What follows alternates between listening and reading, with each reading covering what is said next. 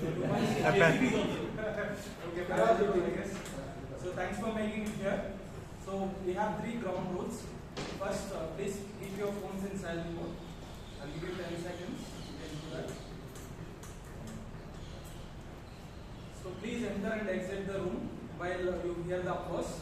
Please don't walk around while speakers are speaking. And avoid talking on, for the speakers, third rule is please avoid talking on sex, religion, other things. Yeah, so right now let me introduce you someone, our president, Chandapillai. She is a software engineer who works in web development, and she is also been there in Toastmasters from last 7 years.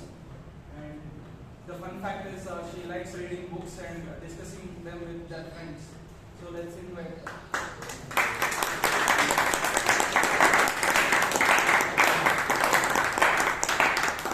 Thank you, Toastmaster Bala and Veeresh, for that nice introduction. Good evening, fellow Toastmasters and guests. Good evening. Welcome to meeting number 1491. I declare meeting number 1491 open.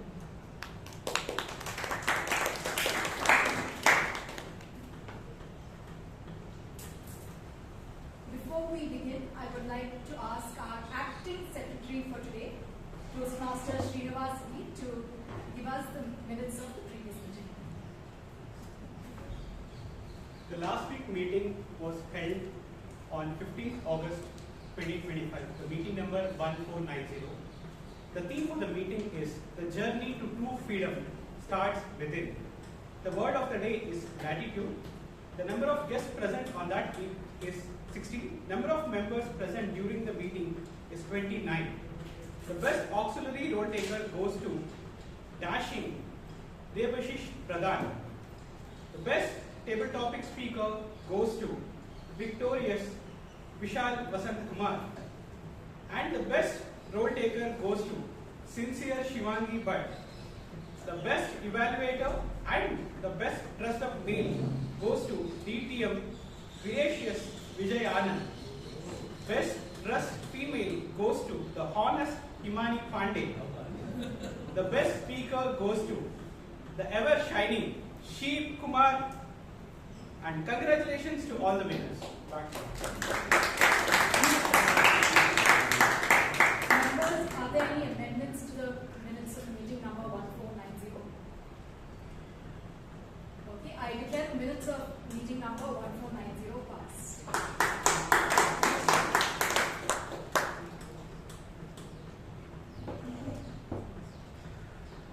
Miriam Makeba is considered a genius. She was a singer from South Africa, and even when she was a child, she used to love music. In fact, she began singing professionally when she was very young. As she grew up, her singing evolved, and she began to sing songs against the apartheid regime in South Africa. Because of that, the authorities were a little angry with her. And once, when she was visiting other countries to, again, tour for her music,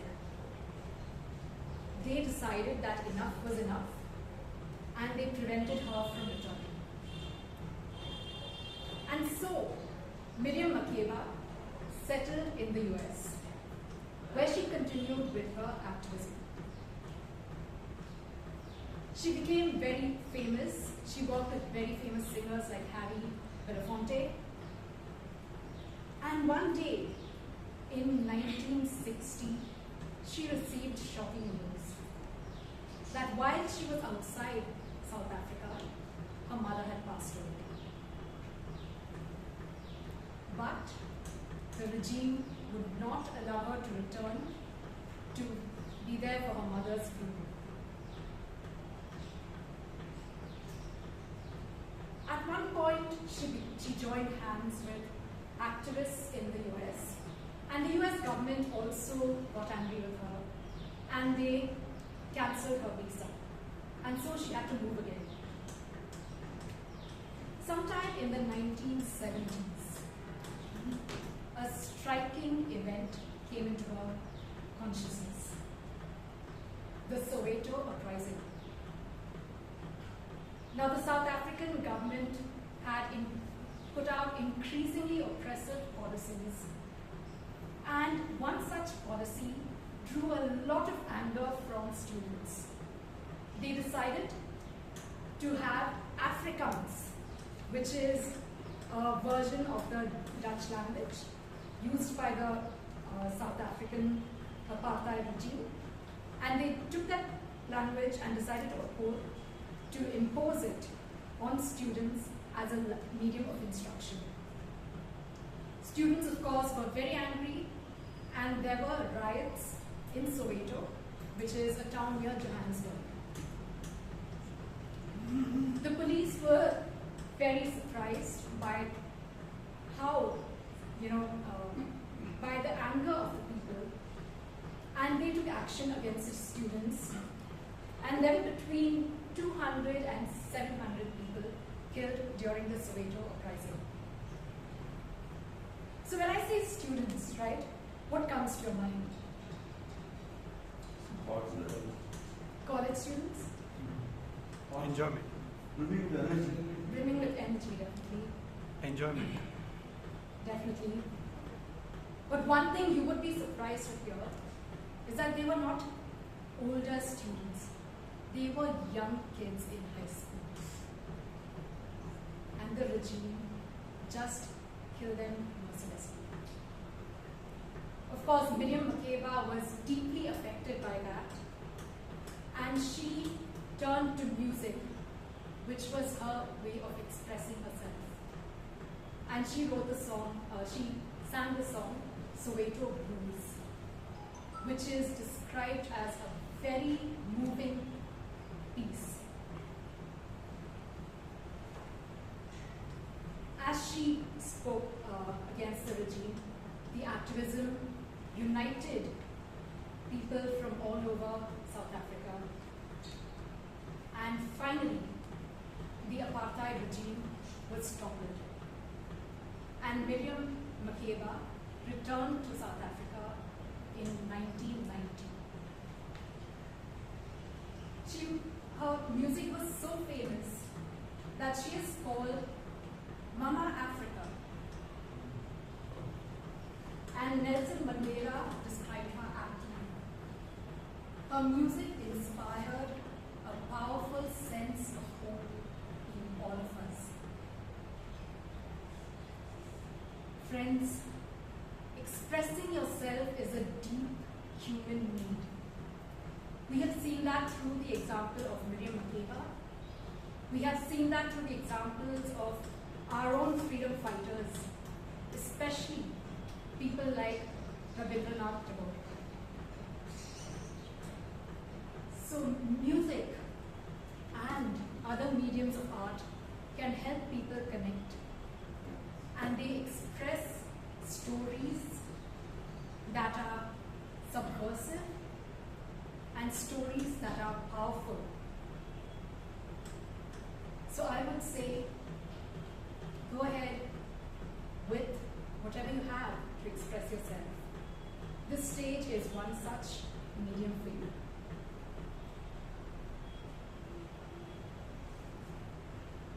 Now, to take this meeting forward, we have someone who has a very distinctive style of speaking. He works at a company called Bala, which focuses on tax compliance solutions. And his current obsession is with exploring AI and working on projects that are outside his comfort zone. This Toastmaster has been a part of Bangalore Toastmasters Club for a long, long time. In fact, he was there from when Dr. Rajdeep was the president, and he describes one of his favorite moments at Toastmasters as the moment he got got inducted about 10 years ago. Friends, put your hands together to welcome onto his stage the humorous and the witty Toastmaster Karunakar Dev.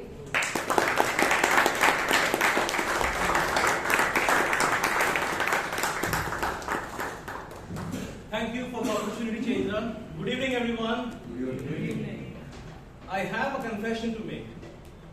Every single time I leave the stage after my role, I go back with a sense of guilt that I wish I had prepared a bit better.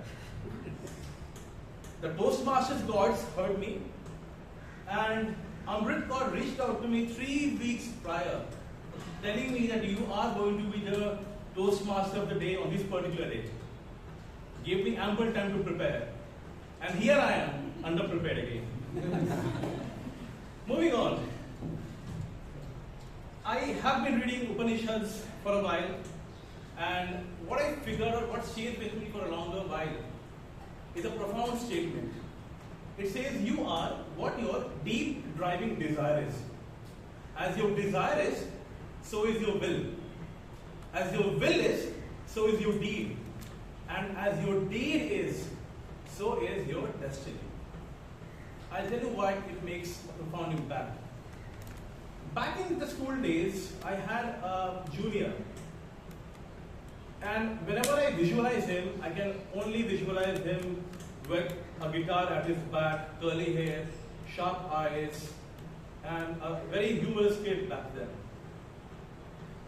What happened was he had a deep driving desire to be a singer one fine day. And back in school days, we all were funny, cunning, witty back then as well. We were having fun. And we did not like him singing at all. Any cultural festival, any events, anything that happened, any social gathering with parents, you used to see him singing. My classmates made fun of him, teachers made fun of him as well. Sometimes even I was guilty of making fun of him. He buried that desire in his mind. But year passed by, that young kid grew into a wonderful man. And at one occasion, he was given a chance to sing a song. He was reluctant at first, but he started to speak, he started to sing. And when he sang, he did not sing in a picture perfect tone. He did crack a bit at the starting, but gradually he realized that the audience went silent.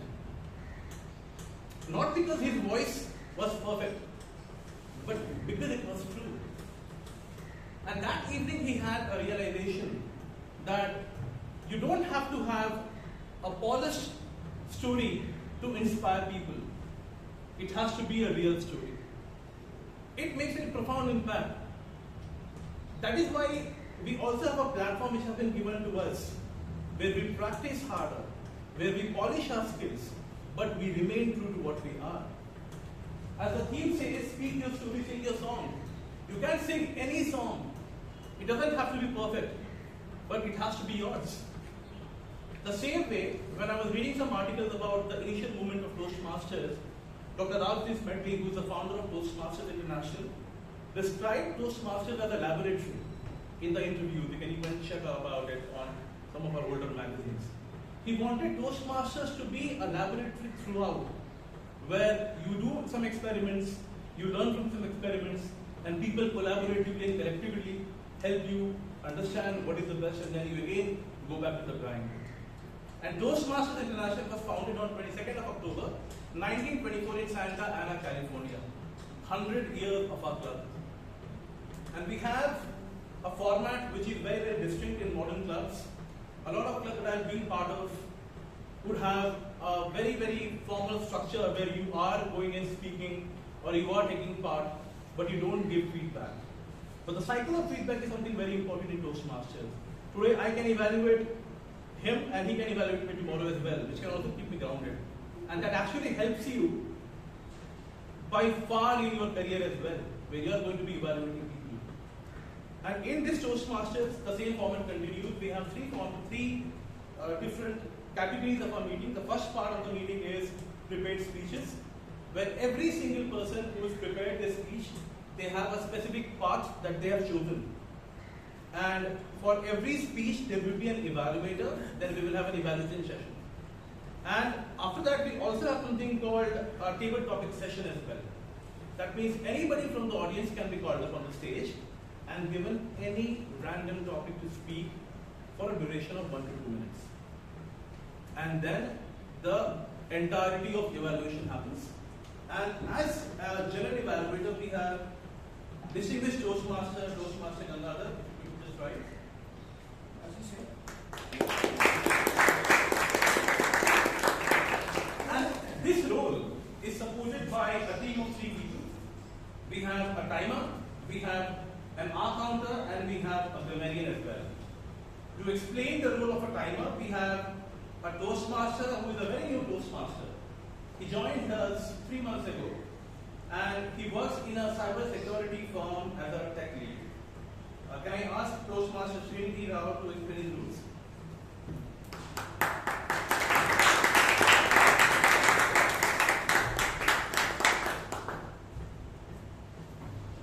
Good evening, guests and Toastmasters. So, as a timer, it's my duty to time and record the duration of the entire meeting in single minute parts. So, we have 3 categories of speeches. One, we have the speakers, the evaluators, and timers. Speakers, evaluators, and table topics. So, speakers, the timing is from 5 to 7 minutes. You'll have the green card at 5 minutes, which means you're at the right time. 6 minutes is where the other part comes in, the public stretching it. 7 minutes means you probably have to get on the stage. It's like that. So, evaluators has 2 to 3 minutes, which is less than speakers. Similarly, we divide into 2 minutes, 2.5 minutes, and 3 minutes. Table topics, as he mentioned, it is 1 to 2 minutes. So, this we try to finish it in 2 minutes and get your best speech possible. So, at the end of the meeting, I will give my report and add it to this call report. And all the best to your audience. Thank you.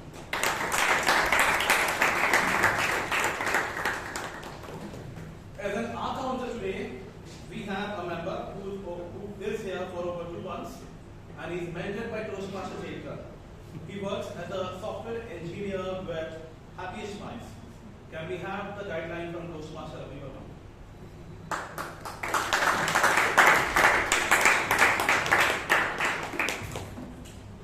Good evening, fellow Toastmasters and guests. Today I have the honor of playing the role that makes me feel like a silent agent. You see, while you are busy speaking, I'll be busy counting. And I will catch the number of filler words like you know, like that. Those fillers sometimes sneak in while in your mind goes on vacation. So think of me like a words librarian. I figure out the noises between the words. So I will keep track of the figures and I will return it back to the rightful owners at the end. Thank you.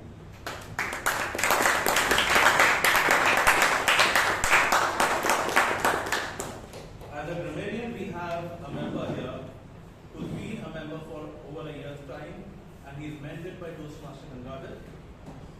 And he works in a company which is into data analytics.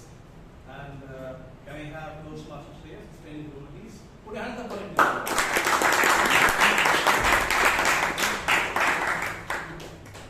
Good evening, fellow Toastmasters and beloved guests. Good evening. As a grammarian, it's my responsibility to pay close attention to all the speakers coming onto the stage and to carefully listen to the proper usage and improper use of the language.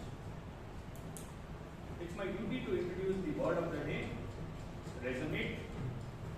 The meaning is to evoke strong emotions.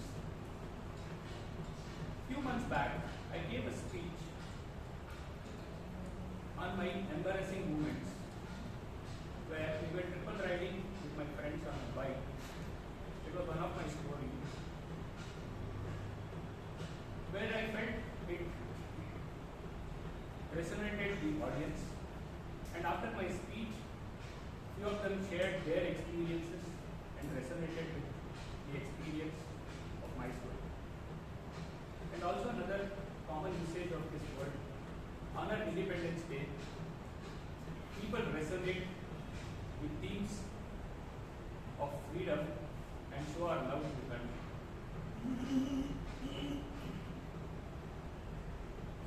With this, I'll closely keep track of all the quotes and exceptional words used by all the speakers coming onto the stage and submit my report when called upon. All the best to all the speakers. Before I leave, those who use the word of the day, I want you to give a sitting salute when they use the word of the day. Let's resonate. Over to you.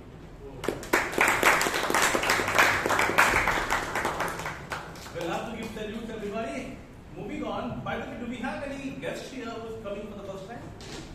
Oh wow, we have many people. Just to tell you about our club, we are the second oldest club in the country, operating since 1997. And Toastmasters in general have over 300,000 members across 150 countries in over 15,000 clubs. So you can choose to learn more about Toastmasters at the time of the break from our committee members as well. Right, moving on to the first speaker that we have, or rather before the first speaker of this meeting, the first speaker is attending a project from Project 3 from level 1, engaging human path, and the speech is to be evaluated by a Toastmaster who is a member of the club for a year, and this member is looking for the first break as a committee member. He works as a wealth manager. To evaluate his speech, I have Toastmaster Palak. If you could explain the guidelines of the speech. Thank you, Toastmaster. So the member is going to be attempting for the level that you mentioned. The purpose of today's speech is for the member to practice using vocal variety and body language to enhance the speech. Good luck to the speaker. Back to you. Okay. This speaker is studying BBA analytics at Mount Commons, and she loves to be part of community clubs. She's also part of a club by name Roadtrack as well, and she's also a member of MCC Toastmaster. She is entrepreneurial as well. She runs a small handmade business of her own. And the speech that she is giving us today, the title of the speech is The Intern. It has no similarity to the movie that you all know. Let's welcome Toastmaster Palak Mehta with the speech title The Intern. Put your hands up for her.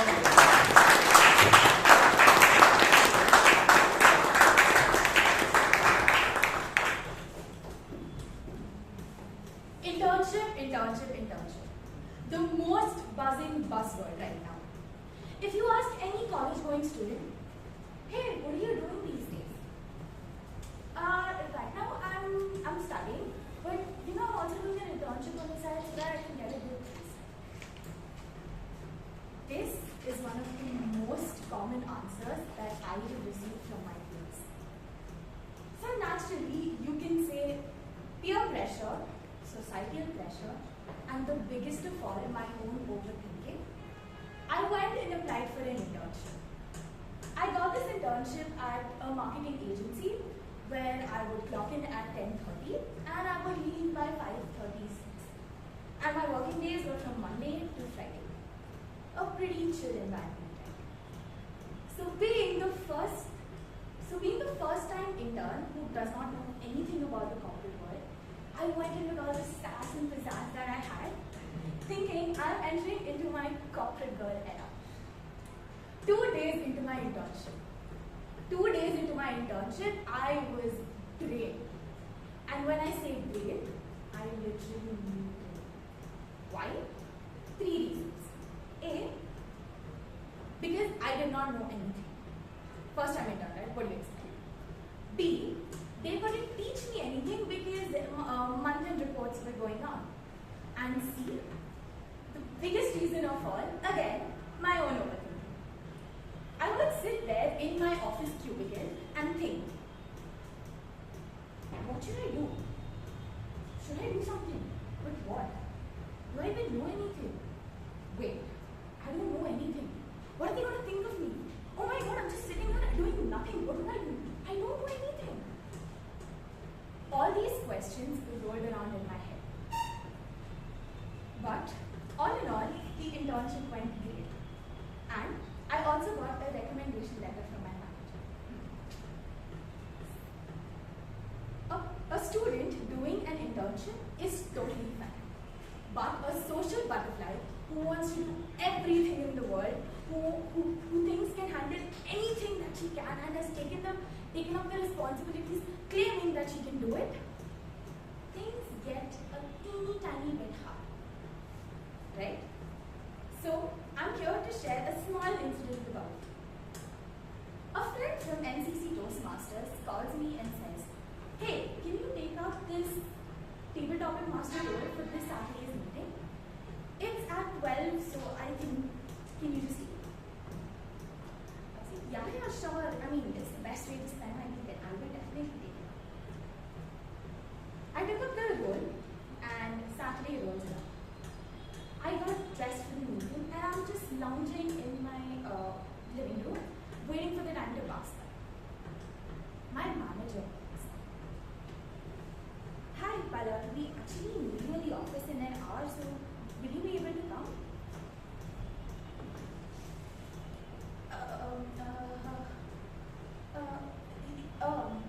Yeah, sir. Sure. I'll be there. Yeah, definitely I'll be there.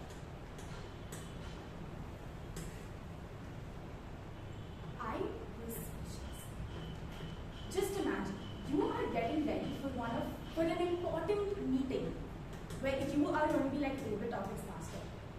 And my manager suddenly tells that I need you in the office in like half an hour, can you come? I was just frantically pacing around the room. Oh my god, what do I do? Wait, oh no, I have to do this. Oh my god.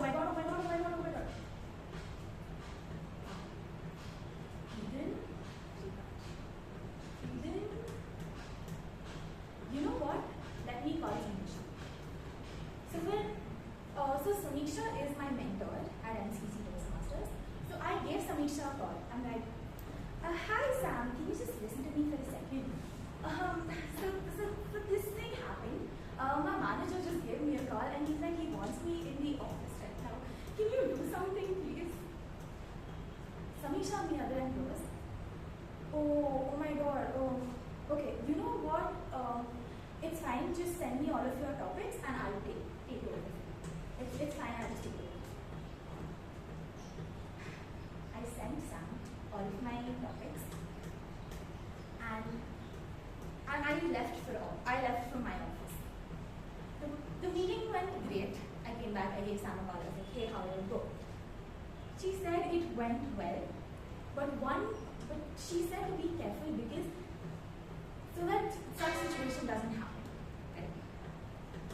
So ladies and gentlemen, what do you get from my story? 1. Learn to manage things.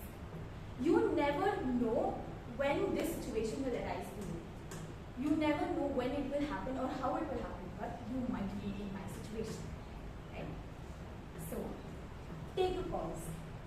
I do not have that privilege right now because I've taken up everything, but you do. Take that pause and just think, hey, should I do this or I already have my plate full?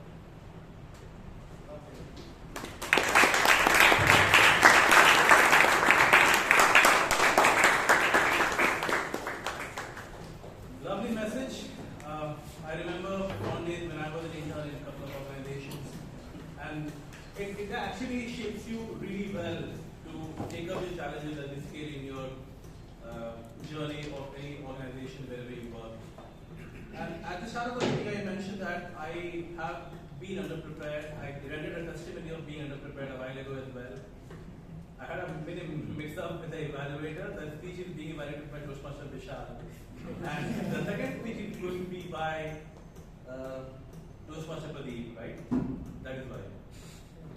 He said that. Yeah, okay. Moving on, and the second speaker that we have today is a Toastmaster who is attempting a project say that is project 3 from the level 1, but a persuasive influence path. And it is being evaluated by Toastmaster Pradeep, I believe. Right? So this speaker, Toastmaster Vishal is evaluating Mahesh. On the board. Yeah. So the combo is correct, the sequence was incorrect. Please continue. fair enough. The next speaker is Toastmaster Mahesh. Yes, finally I got it. Mahesh has been a member of Toastmaster for quite some time, and he is running an investment banking firm.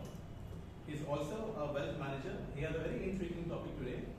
The topic is Crocs can't climb. Crocs can't climb.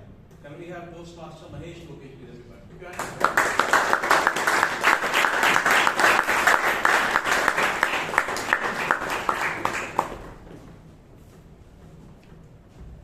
Does any of you here remember your first trek or maybe a roller coaster ride with your friends? Yes. That's quite some, man. Honestly, I think both are the same. Thrilling, scary, and full of memories. Good evening, fellow Toastmasters and my dear guests. Good evening. Today, let me take you to my unforgettable trekking experience, which was adventurous and full of drama more than a Bollywood movie. It was March 2024. My best friend, Dhruv, was leaving to Europe to pursue his masters. It was an 18 years of friendship. So we wanted to do something memorable and we decided to trek Thadiyandamool. Thadiyandamool is the highest peak in Kaur and third highest in Karnataka. I hope Padmanabhan is right with me. And it's around 5,700 feet high, covered with lush green valleys. So, me and my friend Dhruv, along with me, joined Prakyat and Rakshit. Both were all my school friends.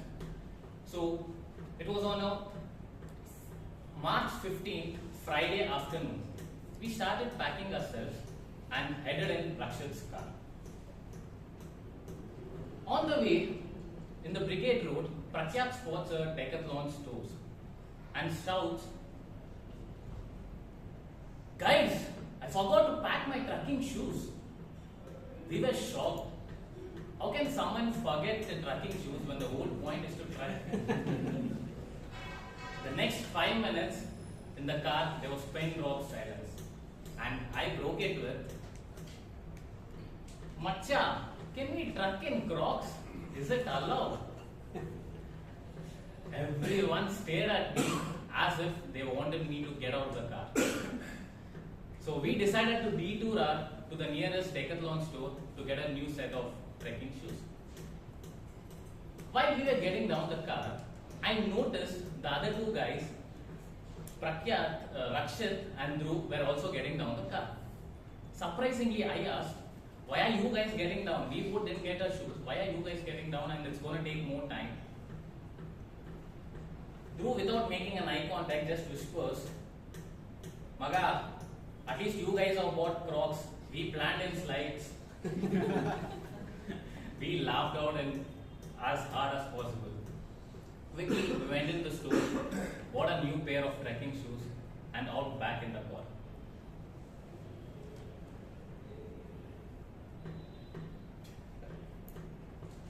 Rakshit's driver's seat door refused to lock, even after so many times trying. So we decided to again detour interiors of the Ulal on the Mysore road to find to the nearest Skoda mechanic. After 2.5 hours, the door was finally fixed and we directly headed to our homestay in Kaur. We reached our homestay around 1 a.m. and the next day morning, it was 6 a.m. half asleep, fully dressed with our new shining trekking shoes, we straightly headed to the base camp of Thadiyandamool. We quickly bought some snacks, stretched ourselves, and started trekking. 300 meters, it was already 8 a.m. Yes, 300 meters in 60 minutes. While we were walking ahead, I hear a sound from behind.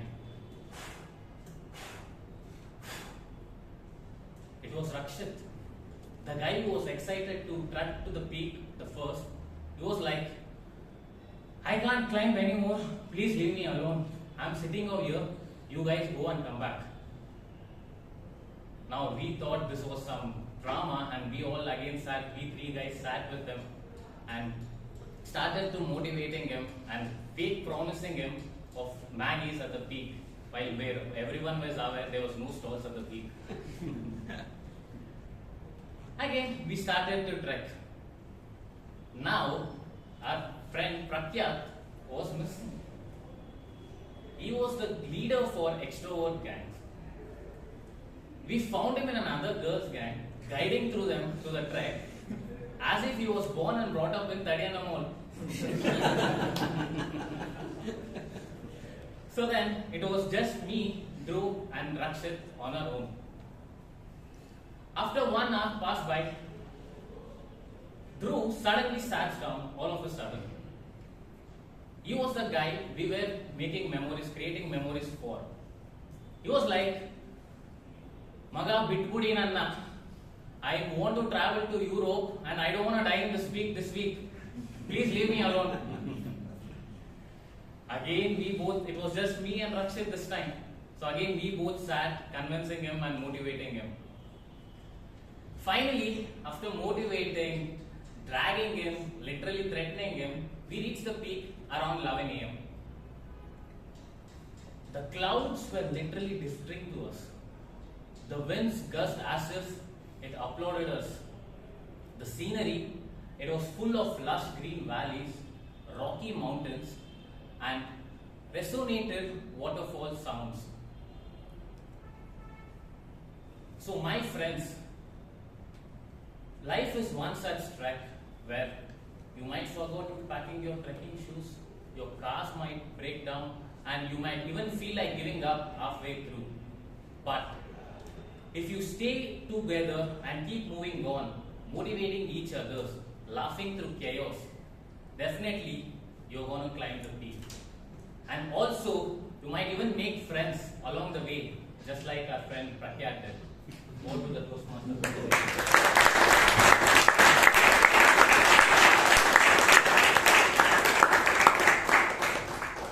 Fascinating story between Magad and Machar. Moving on. The final speaker that we have today is attempting second project from level 3, Motivational Strategy Spark. And to evaluate this speech, we have a past president of a club. He is currently the director of Division B in District 92 as well. He is a corporate trainer and has been training for 9 years. And there is a vivid trait about his personality.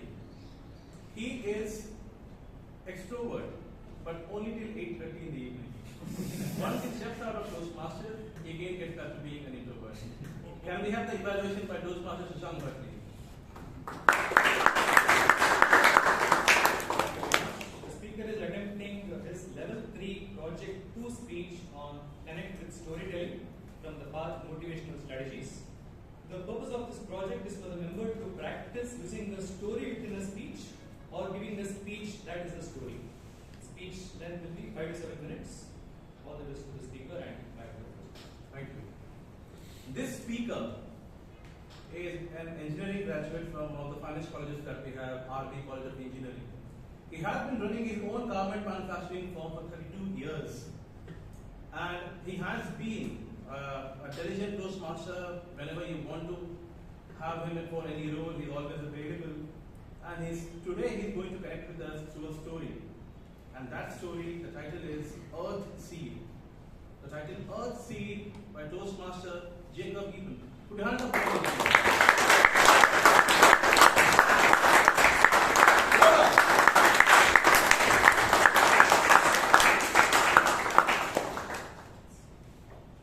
Thank you for the introduction, Toastmaster. Not all storms in your life come to obstruct. Some storms come to clear your way.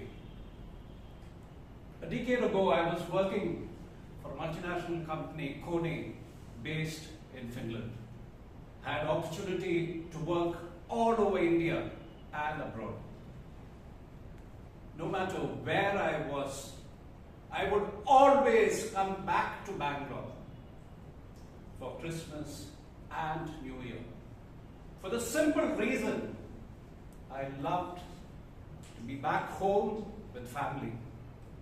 All these places within India and abroad were very, very difficult during this particular period of time.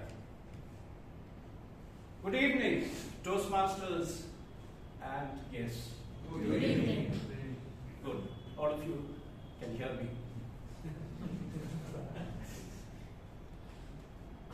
I was on the way back to Bangalore with all its traffic and all its congestion. I was very happy. I was flying KLM. I touched Schiphol in Amsterdam, and it was heartbreaking to know that I had missed my connecting flight to Bangalore. I ran to the counter, pleaded with the counter staff, and they managed to get me on a plane to Bangalore the next day. So I was faced with the situation of having to spend another day in Amsterdam. I checked into a hotel room. Knowing Amsterdam from past travels quite well, I managed to find this place quickly. I checked in, went up to the hotel room. I was thinking, oh my God, what am I going to do for the next one day? What will I do? I went over to the window. I turned around, the room was really nice. There was a TV, it was a prospect of either watching TV or trying to go out.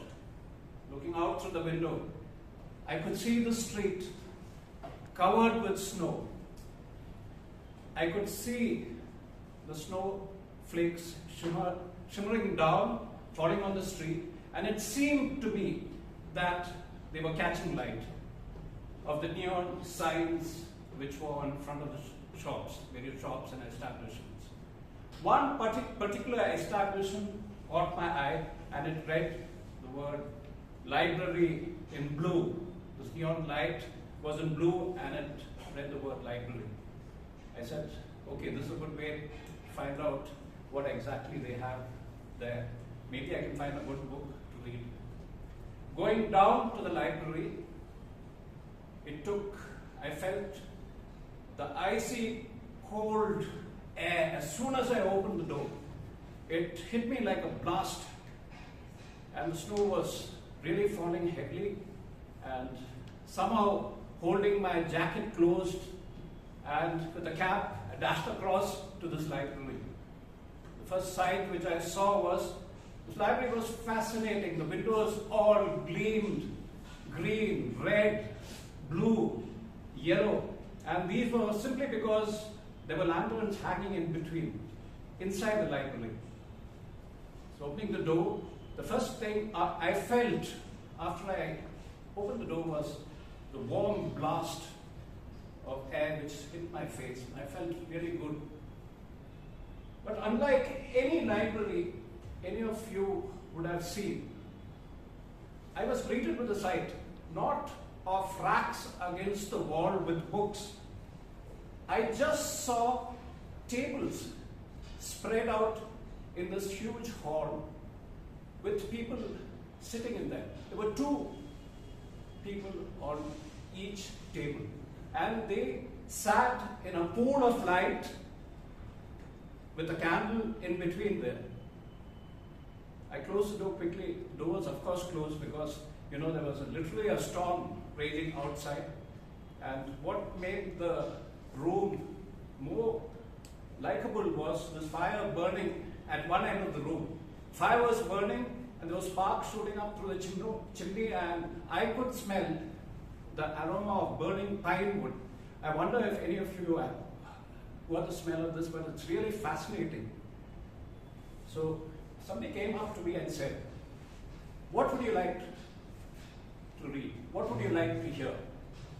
And he gave me a list, the titles of various speakers.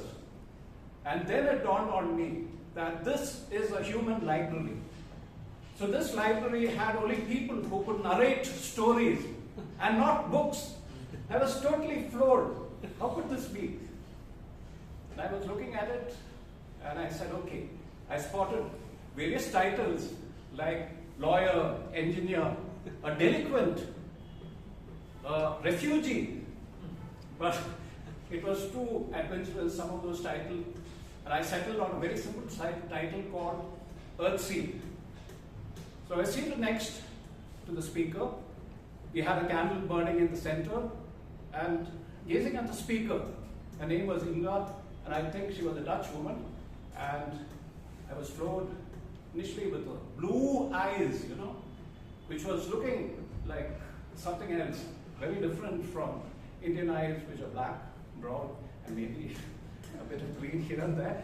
But this was blue, and fair-skinned blonde hair, and she started narrating the story Earthseed. Earthseed was a very simple concept. We have destroyed this planet. We are always caught in traffic jams. And I said, this is my Bangalore. I'm used to traffic. In fact, I thrive on traffic. I know the hot spots where traffic is. I'm a connoisseur. I know the highway circle. If it's, of course, MG Road, Trinity Circle, you're always caught in traffic.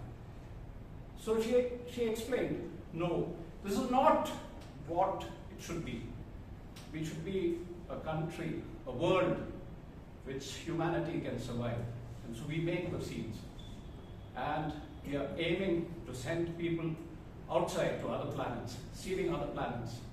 And I asked her, what if we carry all this to the other planet? It would be a bigger mess than what it would be here. She said, no. We will do anybody who does that, and we will screen the people who we are sending.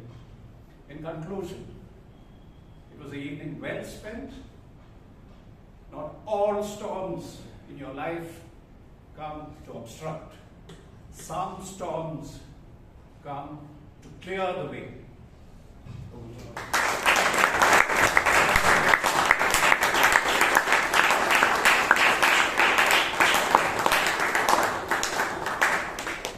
What a fascinating story, Jacob. I'm also flattened by the number of colors you actually saw in totality. Moving on, we will take a break for 5 minutes, but once we come back after the break, we'll have an all-important table topics where every person will get a chance to speak here. What have been told to me by the table master. Yes, we got here for 5 minutes. We'll come back for the next session. Thank you.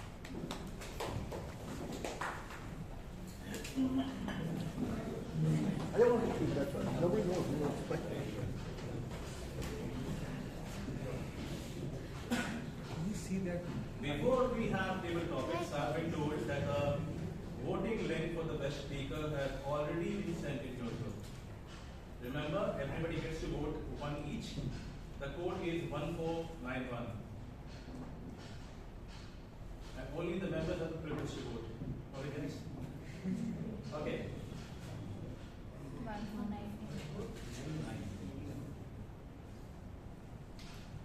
Come. Okay, we'll have table topics now, and as the table topic master today, we have a Toastmaster, a very new Toastmaster, who is from New Delhi and who works with Microsoft as a software engineer. Please help us welcome Toastmaster Bhaavya Rampal. Put your hands up for this.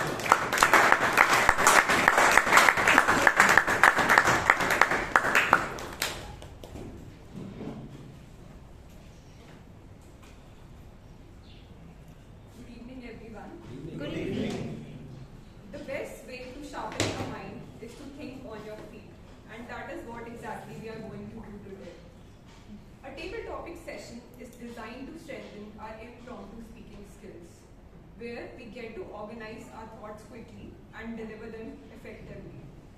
In today's session, each speaker will get 1 to 2 minutes to speak upon, where at 1 minute we will show the green card, at 1.5 minutes we will show the yellow card, and at 2 minutes we will show the red card.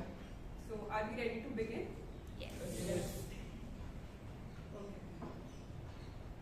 So the first topic is one fun incident you had that still makes you laugh. One fun incident you had that still makes you laugh. For this, I would like to call Toastmaster Debasish.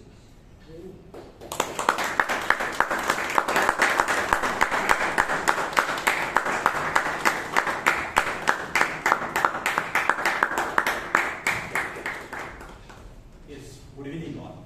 Good evening. Yes, it may not be a fun incident. So first time I took a train journey when I was 24 years old.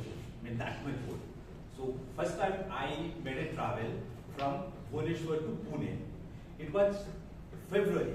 It was too hot in Bhubaneswar. Then I went to Pune. In February, Pune was in too hot. Again from Pune, I went to New Delhi. So in February, when I landed in New Delhi, I didn't know the temperature because the normal climate in Bhubaneswar is humid or hot temperature. But in Delhi, it was so much of cold. I thought I'm in Antarctica because I have never felt such cold in my life. So it's not serious. Whenever I think about that, at that time, I never imagined that in the world, such time cold also or somewhere it is felt. So it may be serious for me, but whenever I think about that, I myself enjoy. I am such a foolish when I didn't know that the temperature 4 degrees is that much colder over here.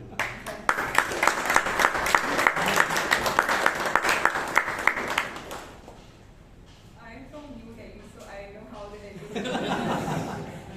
yeah, but I enjoyed.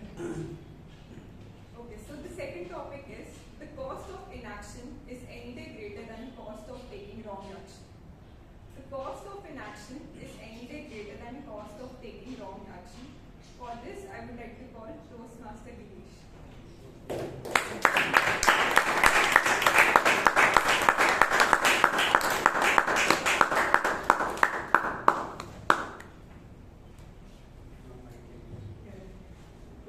cost of inaction is any day greater than cost of taking wrong action. Good evening. Good evening. Cost of inaction, ended probably. I can look at inaction, the cost of taking wrong action. Now I know, but I'm not able to think. So, I believe health is one topic that not taking an action for sure would land into a problem sooner or later. But then, having said that, recently I joined CultFit, not because I was very passionate, very interested, just because my organization provided me that free pass. I said, why not? Let me try, because it was coming on something like 15,000 K was free for me. Okay, yes, I went, I joined. And there you have different type of exercises. You have yoga, you have full body exercise, and whatnot. Okay, you have boxing as well. And then this was my day one. And then, okay, at least I used to do basic workout, something like push-ups and things like that. So day one, joined, full body exercise. And they asked us, can first time first please raise your hand? And we said, you look fit. Yes, of course I'm fit. Okay, fine. Then everybody started. And then he said, okay, first timers can relax and take their own time. But then looking at the whole crowd doing it full elbow, who are almost coming for 2-3 months, I said, I'm not going to give up. I did it full passion. End of 50 minutes, everybody left. I was looking for a place where I could go and sit down. Literally, I was sweating out from wherever, I don't know, from all places. Okay.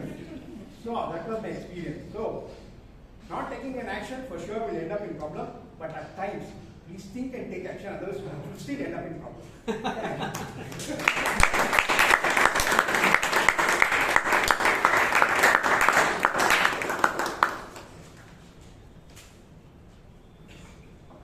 Health is one topic on which we need to quickly act upon. If we don't, then things can go worse.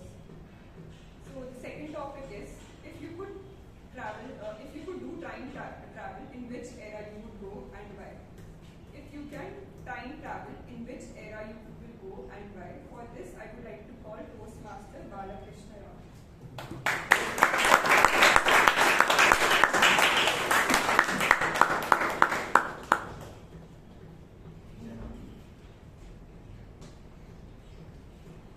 I wanted to sit at back so I get some time, but I was sitting here on so I have to come first. Okay, so good evening fellow Toastmasters and guests. Good evening. So the era, I'm more passionate about history. So maybe the era which I want to visit, which most likely many of you or many of us don't want to visit, is World War. So, but since I have an option to come back also, so I will use it so that I am visiting and seeing real time what is happening. And then when things get worse or if I am about to get captured, right, so I can immediately press the button and come back. Unless batteries don't run out and then I stay there, then we know what happens, right? So I am passionate about history. I just wanted to know what happened during the World War, the cruelty, and all that we imagine, we read the books and see, right? That I wanted to feel. Probably that's how I want to use that time for me. And also understand probably the real-time perspective of the people who are living in those eras, right? What is the difficulty that they have gone through, and probably we are far more better at this time. But I want to also see the situation then, so that we feel how lucky we are compared to an era where a war broke out and millions were wiped out for one silly reasons, right? So probably I would use my time to go to that era and come back.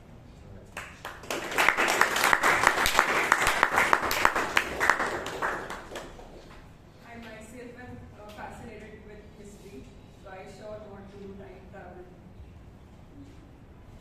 So the second topic is, sorry, not second. I forgot the count now. Okay. Everything matters equally is a lie. Everything matters equally is a lie. For this, I would like to call Toastmaster Himani.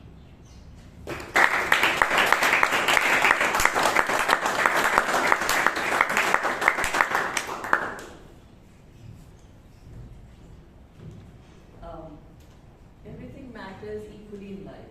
Is a lie. It's a lie.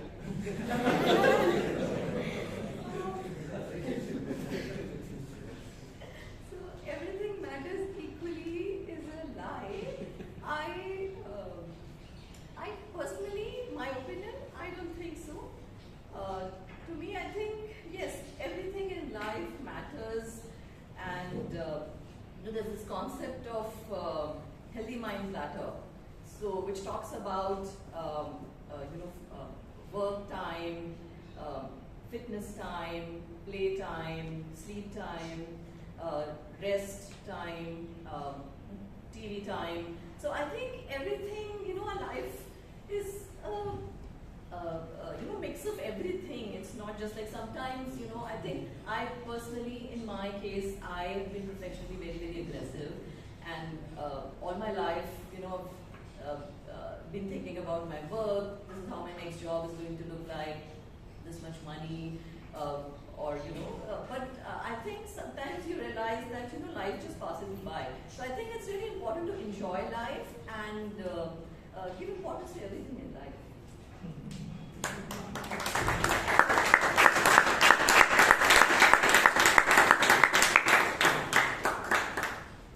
If we could organize things properly, then sure we can do everything. Yeah, but in reality it's not possible. Okay, so the second topic is thinking big is underrated, and those who dare to think big change the world. Thinking big is underrated, and those who dare to think big change the world. For this, I would like to call Toastmaster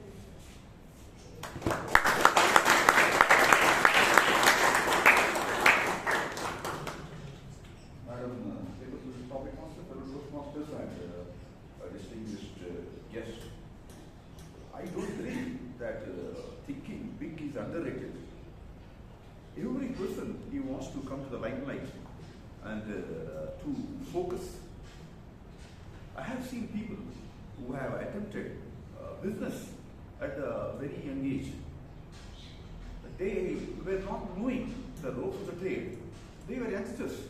Their parents were doing the business, and after them, baton was given to the youngsters, and the managers, which were managing earlier, they all too were retired.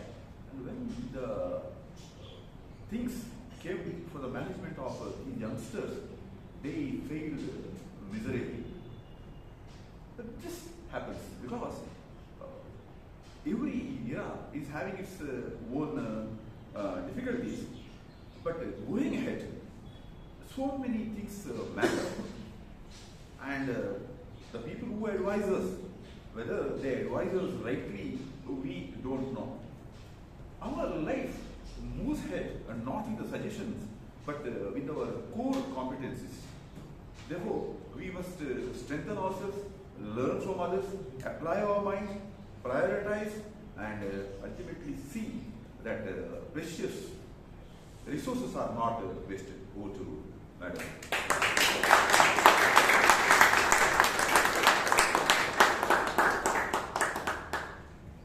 Thank you, Toastmaster Richard. I fully resonate with you. Often thinking big, we feel overwhelmed that would it be possible, but those who break this glass, they change the world. Okay, so the next topic is to do two things at once is to do neither. To do two things at once is to do neither. For this, I would like to call Toastmaster Chaitra.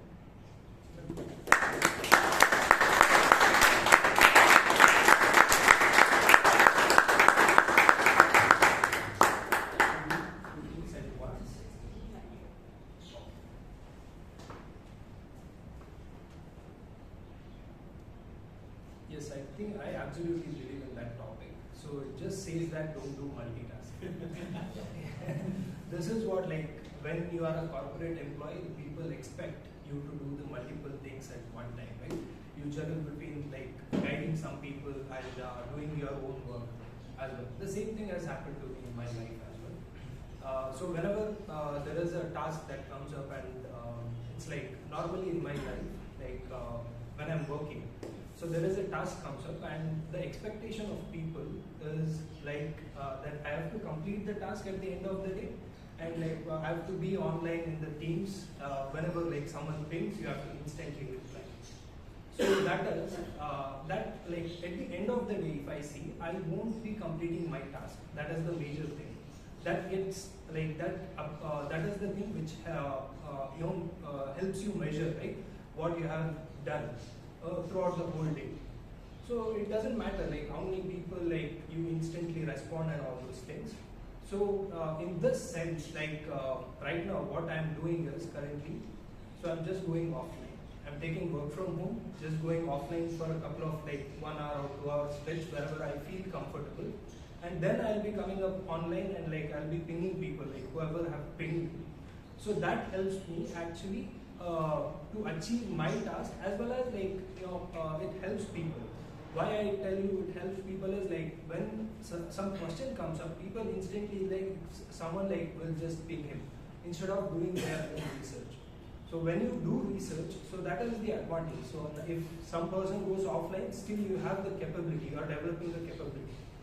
So that it's a win-win situation, win for me and win for the other person as well. So yes, in that sense, I completely resonate with the take. Yeah. Okay.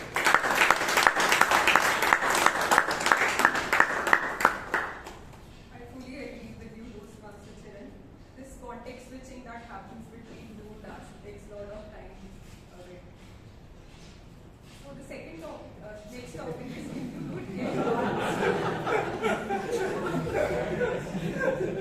you could get one superpower, what it would be and why? If you could get one superpower, what it would be and why?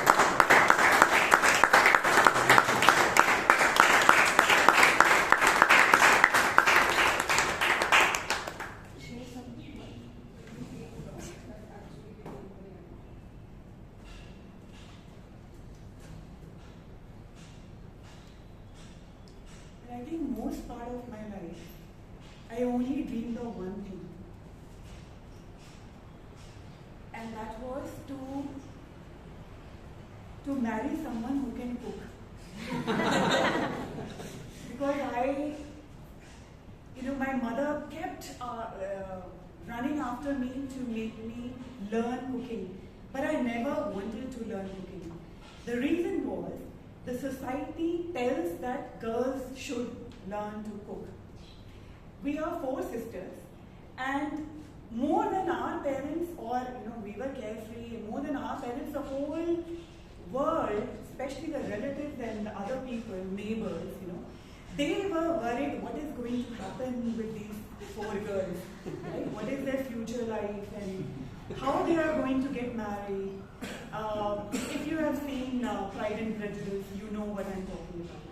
Yeah, so all these people would come home and then tell my mother to make sure that the girls learn to cook. And I would get really furious. And my mother really tried, although my other sisters became really good cooks, but I did not. My mother, she was afraid that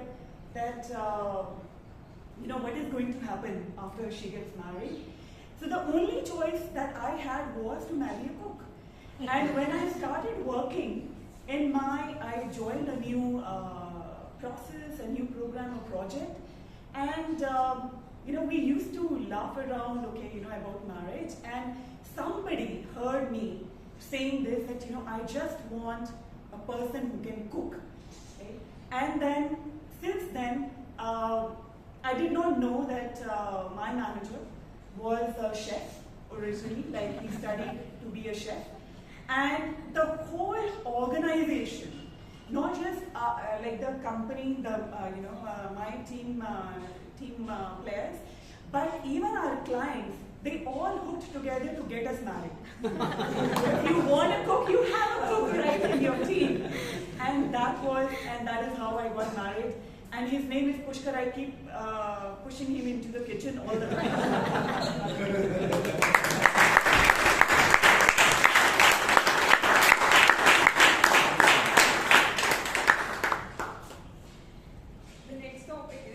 Willpower is not always on will call.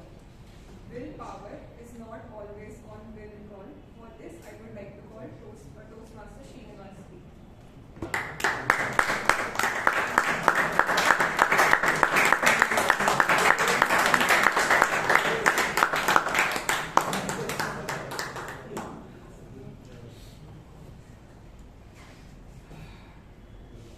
2016, as like Mahesh Lokesh told, we 4 of friends planned to truck Devara and Durga.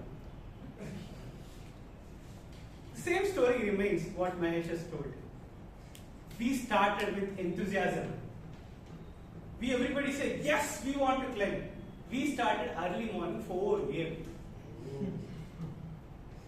Person who happens to be the driver is my friend.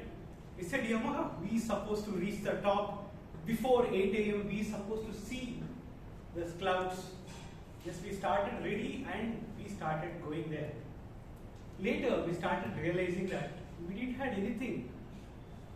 With a thought, Saturday evening we planned, Sunday morning we started our ride. We are going on the way. We never know what to do. Devara and Durga, there is no Google map at that time. It was there, but we are using a not smartphones, the basic phones. We used to ask the passerby and to the routes, and luckily we reached at 6 a.m. and everybody willpower start dropping because people I want to have a tea, not the tea. Yes, somebody wants to have. Can I get something? Because it's too cold. Can you use it something? I said no. Later, we started climbing. It's just 100 steps. Our willpower going down. We never know what to do. But one of my friend, Mahesh, started pushing us. Come on, Mama, the view will be great from there. I've seen 2 times with my girlfriend.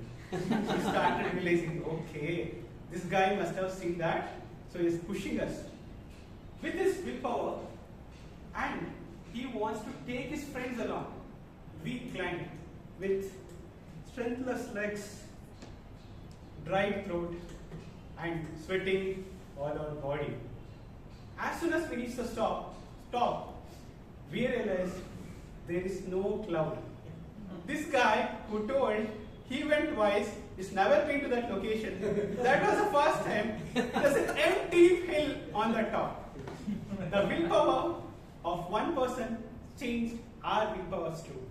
Over to you.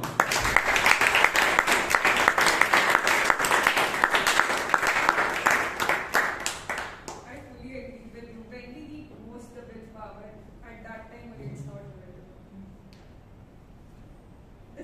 The next topic is describe a moment when you had to put on your problem-solving hat and made things work. Describe a moment when you had to put your problem-solving hat and made things work. For this, I would like to call Toastmaster Shreyas.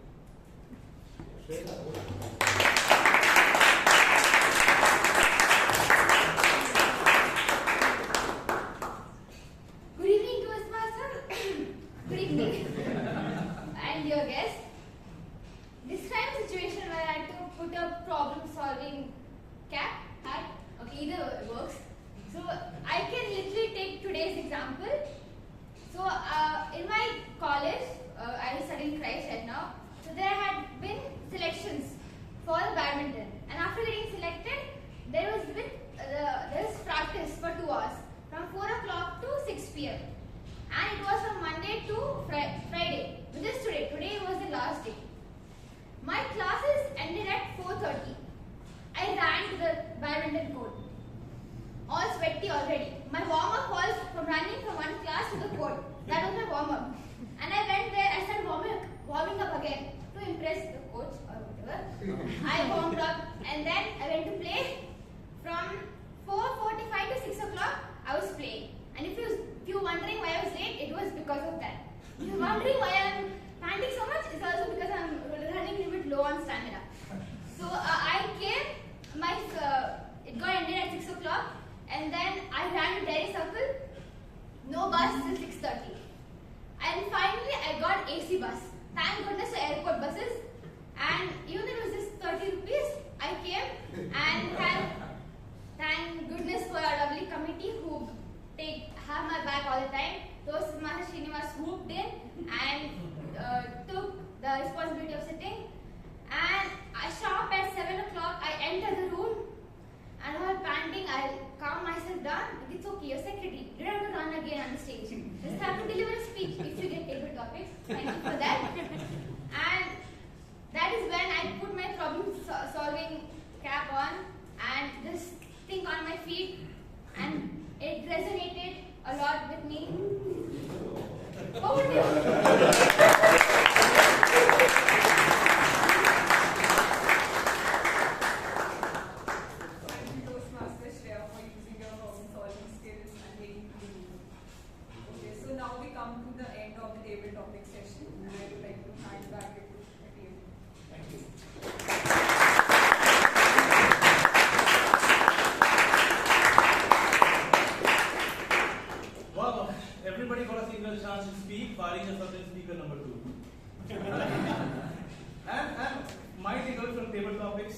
So many people wake up early at 4, 5 a.m. in the morning, but they had a messy day all throughout.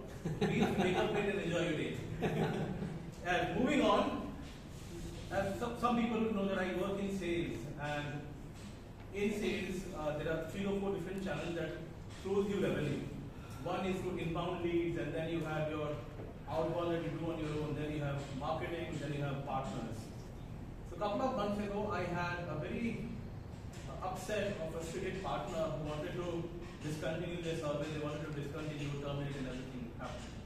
It got escalated, and then a team came into picture, a team which was into customer excellence. And I was so sad, I thought, I haven't lost a deal this way. Losing a deal is also fun, but losing a partner takes huge amount of effort to actually get back, right? Now, when we got that customer excellence team on the call, you won't believe the resolution sounded like poetry in motion. The way the people were trained to nurture or rather to give solutions. Fast forward now, these guys are best buddies and the company is thriving, the partner is thriving. That is the power of customer delight. The general evaluator today that we have believes firmly in this as well. He owns an institution that is delighting customers, and he believes in the terminology or the rule that says sales eats but service leads. And he is a founder, he is a speaker, he is a consultant, he wears multiple hats. And at Toastmasters today, as a general evaluator, he has the absolute power. He is literally the Shaktiman Gangadhar here. Let's have Toastmaster, distinguished Toastmaster Gangadhar for his evaluation.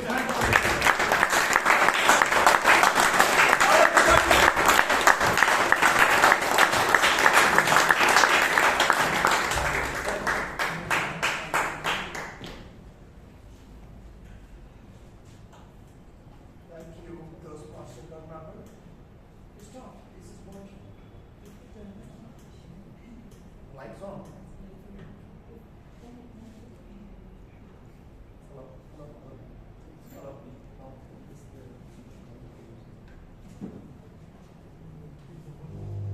Hello. Hello. Hello. Hello. Hello. What? Hello. Doesn't matter. It's okay. Because I realized when people were speaking, and there should be an opportunity to change the microphone level. It's not good. But many of the things were not audible, so I'm just not sure whether this is working or not working. It's fine. Anyway, good evening to all Toastmasters. Good evening. And guests. I don't wear many hats. I normally wear only one hat. And as the general evaluator, looking at how the meeting went, and it's not Shaktiman Gangadhar, it's Bhaktiman Gangadhar, and I'm sharing the thoughts on how I felt was this meeting. And it started on time.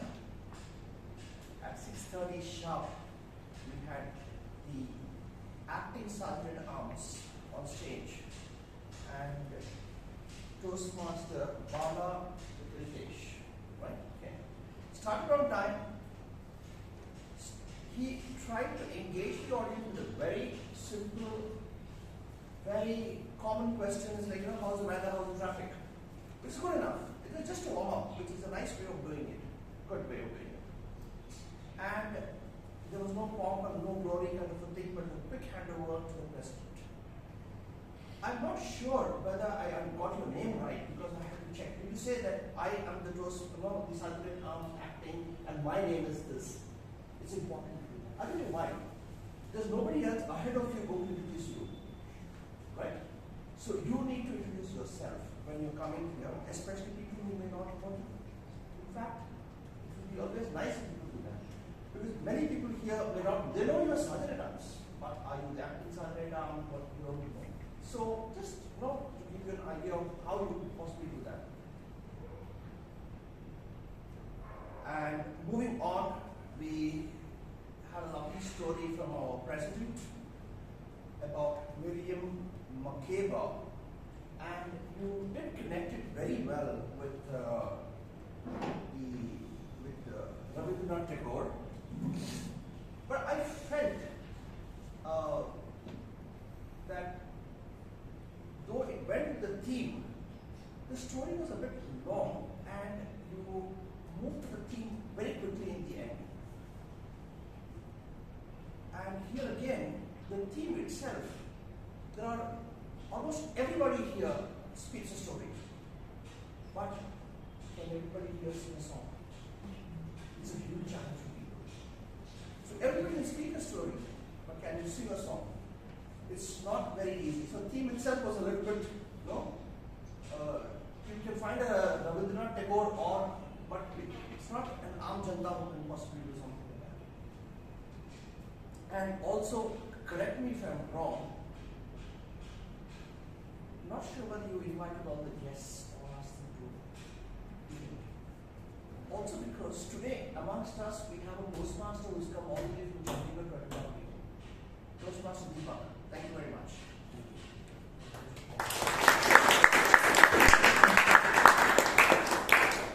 So that should be part of the regular, is what I feel. I am not going to go into much more of the GAM business, and I want to go into the evaluation, and here I'm going to change the numbers to what the Toastmaster did. So I'm going to call the first evaluator in. The reason being that evaluator is being evaluated by somebody else later. So the evaluator who's evaluating requires to give him this necessary time to work on the evaluation. So it is important that I get the first evaluator as here, and let me call Toastmaster Vishal for the evaluation of Toastmaster Mahesh.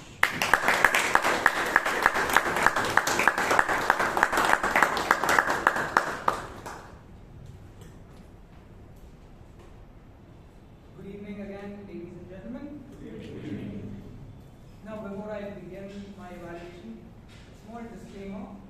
The speaker has asked me to be a little more strict, so I will be suggesting more than I will be appreciating.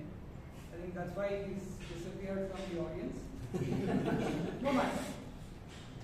So what I loved about Mahesh's speech is he had a riveting story that resonated with all of us. An example would be Toastmaster Srinivas coming on stage and quoting it. That's how well it resonated, and I think that brings me to my second point. He had really good humor. I think he didn't have to give a pause, or we didn't have to do too much work. We just got the humor. It was very evident, and he knew how the audience would react. So that meant he was also very aware of the audience sentiments and their emotions and their feelings. Now, the second thing, rather the third thing that I liked is when he used body language.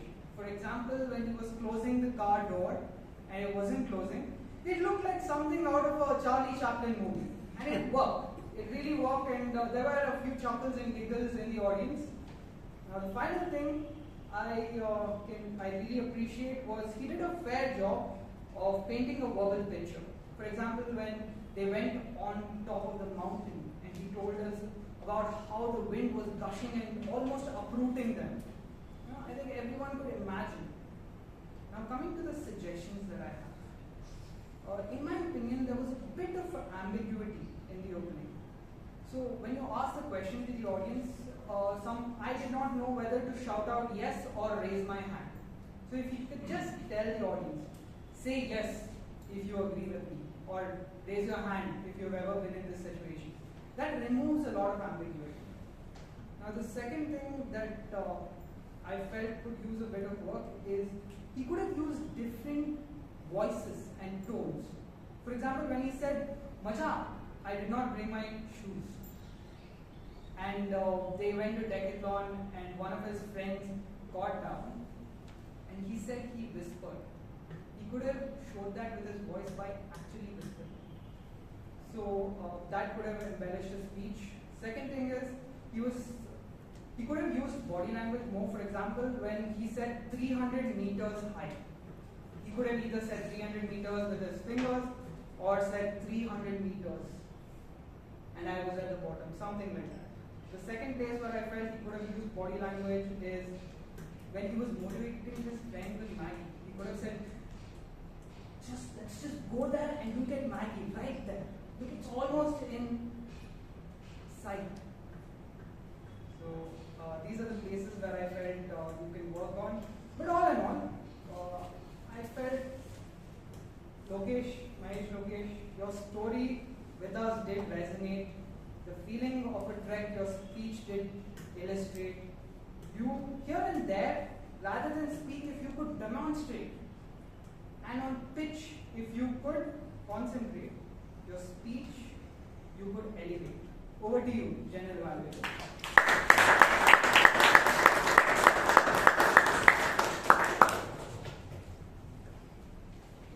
Today's word of the day makes it very easy for me because for everyone I would say I resonate.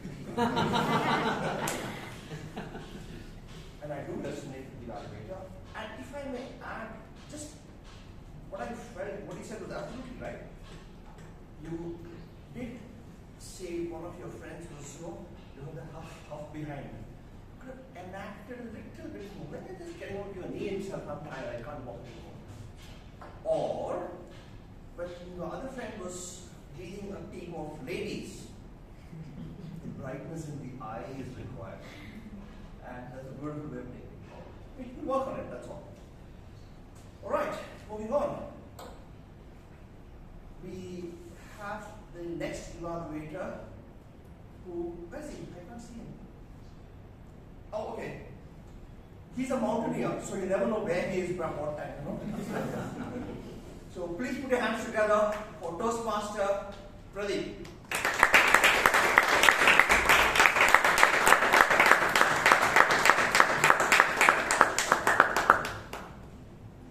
Good evening, one and all. Good evening. So today's evaluation is for Toastmaster Palak. Good luck to you. Just to reiterate, I'm going to be evaluating practice of using vocal variety and body language to enhance the speech. Let's see how she did. There are, at the outset, our KD very clearly said, do not think of intern as the movie Intern. Okay, got it. But then something else resonated with me. When you walked in, it was totally legally blunt moment for me. And good luck with that. That kept you on a stride of saying how comfortable you were with speech. How comfortable you were with the audience. You were not nervous. You just came out and said, I'm going to go guns blazing here. Like, I am an intern and I'm on a first day. And I'm going to show off like that. Perfect. Good. Your story overall was very engaging in a way that it was something that we all could relate to. For the lack of overusage of the word resonate, we could all relate to that. We all went through that moment, right? Somewhere down the line, we all went through an intern moment, something like that. We went to a strange place and started learning something new. So that was very good and it was very relatable. And humor, you are practicing engaging humor as your series. The humor was not force-fed into the story. It was entwined in the story. It was a part of the lineage. Your body language was very apt to the speech. We spoke about the half-flip moment. And there were other moments where you had to make a call, and then they were like, this is literally mono-acting. Like, yeah, wow, okay, on this. Perfect. Especially if I have to give an explicit example. The tremble in the voice when you're talking to your manager. So literally you could hear that slightly little tremble, the shiver in the voice. Brilliant message. That was a very good example of the tonality that you used. Good. All the fireworks up and running. You feeling high? Now let's bring you slightly. When you started, you were probably in the middle of the stage and you opened up and so this happened. And there were a lot of clasping of hands. Probably that was you getting into your routine. Which is okay. This is your first attempt. You will have more attempts on the stage. That's perfectly fine. You started, but that's okay. Let's learn on. Another thing I wanted to very specifically talk to you about was the slow shuffle that you were doing. This was a shift movement, or even this shuffle would have probably made a little more sense, but this felt a little forced. I don't know why. One of the biggest points that I wanted to really bring out to you is, as per my recording, you used 5 minutes and 15 seconds. Probably a little more than, but it was still less than 6 minutes. Your allotted time was 7 minutes. Stage time is a luxury. Let's use it. Okay? And with that, I'm already up to my time. So, wrap it up quickly. You had a very good stage presence. Your body language was very well done. And wrapping it up, good luck to you. All the best.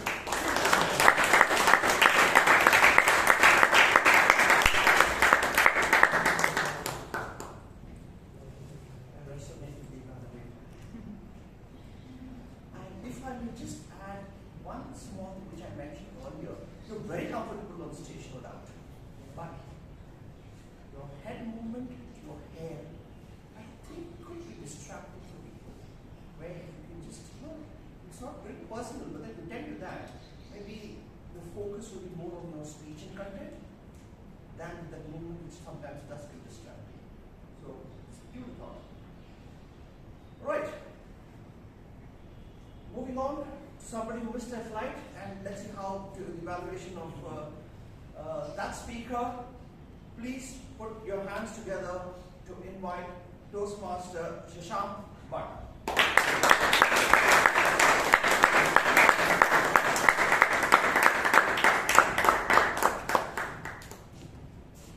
Not all storms come to obstruct, they come to clear the path.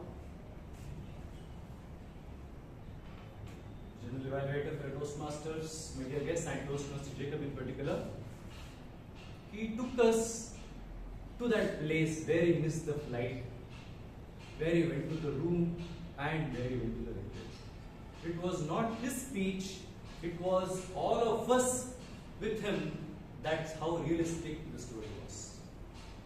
He delivered a masterclass in storytelling, where it is not just giving a speech, but sharing the experience and us as audience feeling it as well.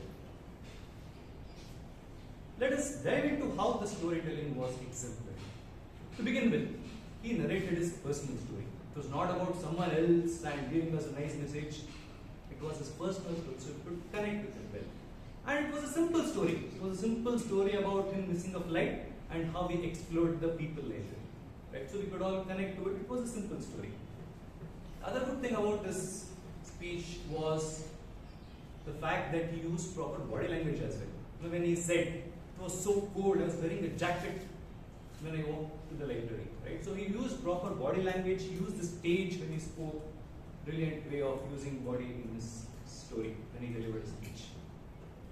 Other highlight of his speech was his usage of words and the description and details he gave us. Said streets covered with snow, snowflakes catching the neon lights, the word library glowing in neon light, blue light, the smell, the aroma of burning pine wood, and of course, the lady, the blonde hair girl, blue eyes. Right? We could actually see her right in front of us when he was narrating the story. That is how descriptive his story was. However, if I have to add a couple of suggestions to take your storytelling to the next level, the first word you utter when you narrate a story will actually catch the attention of the audience. Instead of starting with, thank you for the wonderful introduction, Toastmaster of the day, you could have started with the quote, not all storms come to obstruct. So that is when you hit the bullseye, the first word itself. Second suggestion is when you have a smiling face. It's a good thing. However, when you had some issues in your speech where you missed the flight, you were smiling all along. Right? So those expressions did not match what you were saying. The third and the most important one is your time management. I think till the yellow card was shown, you never uttered the word proceed, or you did not tell us what else. As they say, the devil is in the details. You had a lot of devil in your story. It is too much details. So too much is too bad, as they say. So if you could cut down on some introduction and get to the point, you could add more value through your conclusion as well, which I felt was lacking. You had brilliant intro, body was good, description was good. However, when you concluded, it appeared as if it was rushed, and that message did not linger with us. However, you shared a masterclass in storytelling, the way you narrated it, by continuing your descriptive tone and by adding more emphasis on conclusion and proper expressions. I am sure you will touch a lot of lives, you will keep inspiring us, one speech at a time and one story at a time. I look forward to hear stories from you, really looking forward. Thank you very much.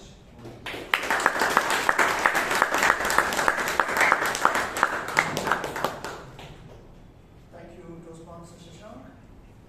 And yes, when I was listening to Toastmaster Jacob's speech, I was seeing how comfortable, the comfort level you were in right now. In fact, it's not only to do with him. Any of the speakers who have come here, and any other tabletop people who have come here also, when they've taken up and speaking here, try and see, there's a recording which is being shared for every meeting. Try and see the snippets of yours. Edit, clip, and keep it for your personal records. See your speaking number 1 and number 10 and see how there's an improvement or not. you'll see there's a marked improvement. It's a very good sign actually for all the speakers who come here on the stage. Right? Having said that, are you ready, Toastmaster Vivek? So to evaluate, the first evaluator, which is part of the project, we have, please invite Toastmaster Vivek.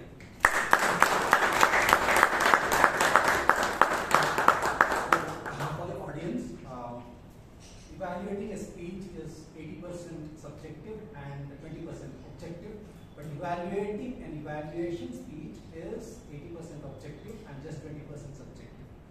So I'm just breaking it down into three parts. Was the evaluation constructive? Was it helpful and specific? And then did it stick to the guidelines? And third one is, was there a takeaway for rest of us? That's the audience. What's in it for me is something which everybody looks for. So if you look at it, was it constructive? Yes, absolutely. Toastmaster Vishal had a very encouraging style as to what was very nice in the speech. So it was really good. And all the suggestions were specific. If you start making vague suggestions, it's difficult for a person to implement. Now, Mahesh Lokesh would find it easy for his next speech to implement all the things that Toastmaster Vishal mentioned, because very specific. And that too, it's to be specific in a speech whose guideline is body language is not very easy. So that is really good. And next one was it sticking to the guidelines? Absolutely. I think Toastmaster Vishal stuck to the guidelines. Because some people can go away and tell about something else. I mean, that's fine. But now sticking to the guidelines is a very, very tricky affair. Now this guideline spoke about body language and vocal variety. But that doesn't mean that the structure of the speech should not be given focus on. So that style is known as a cumulative style of evaluation, where all the guidelines till then has also been taken care of. The beauty of Toastmasters Vishal's evaluation was even that structure of the speech he covered, evaluating the structure of the speech, and then he covered looking at how good the structure was with respect to did it resonate with the body language and the vocal variety. That's the beauty of the speech. But again, I'm telling you, body language, speech, and evaluation is difficult. So that's it. Then, what is in it for me? What is in it for the audience? The audience found out that if you listen to this, you will know, oh, these are the good things about these are the good aspects of a speech. And these are the ones which I can improve upon if it is a body language speech. Because in body language, the problem is there is a very thin line that you divide between theatrics and public speaking. Okay, and many people cross over to theatrics and start doing nonsense. But that was completely under control as far as Toastmaster Vishal's evaluation was concerned. In conclusion, the evaluation did not just focus on self but also on the speech, which shows the maturity of Vishal as a brilliant observer. Unless you are a very good observer, it's very difficult for you to do a good evaluation, which is paramount for a great evaluation. I don't have anything that I feel Toastmaster Vishal should improve. The more he does it, the more he shines. Back to you.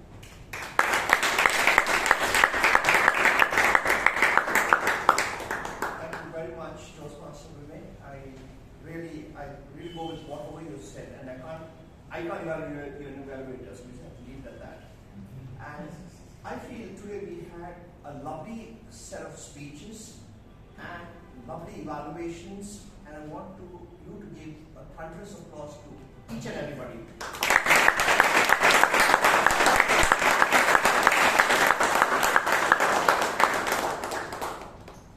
I'm going to move on to the table topic master, and how was that?